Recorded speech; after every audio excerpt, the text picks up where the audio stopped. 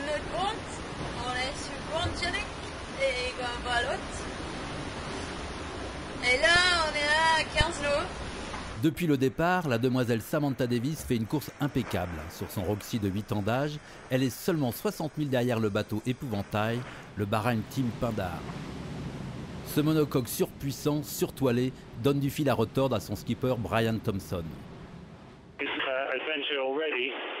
C'est déjà l'aventure et c'est une régate incroyable.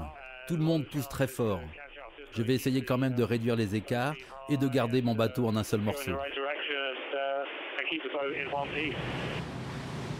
Le Vendée Globe entre actuellement dans le vif du sujet. Tout peut basculer très vite.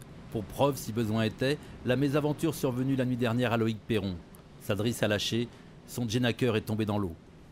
Il va falloir faire une grimpette en tête de mare pour aller récupérer la drisse, enfin en passer une autre. Je vais mettre la physique, donc c'est assez compliqué parce que j'ai pas mal de petits soucis techniques de cet endroit-là depuis quelques jours. Donc ça bouffe un peu d'énergie.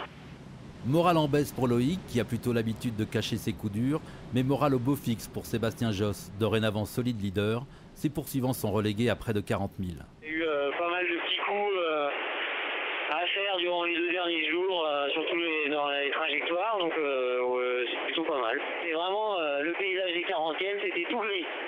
La mer était grise, les fumées étaient blancs, le ciel était gris. Et puis ce matin, il y a des petites percées de soleil. De temps en temps, on voit des petits bouts de ciel bleu, puis on voit un petit peu de lumière, donc c'est pas mal. Yann Eliès et Jean-Pierre Dick profitent des ennuis de Loïc Perron pour s'emparer de la 2e et 3e place, alors que la première porte de glace, située dans l'ouest du Cap de Bonne-Espérance, n'est plus qu'à 300 000. Le vent de secteur nord-ouest, 20 à 25 nœuds, devrait faiblir dès demain pour les premiers. Le jeu reste plus que jamais grand ouvert.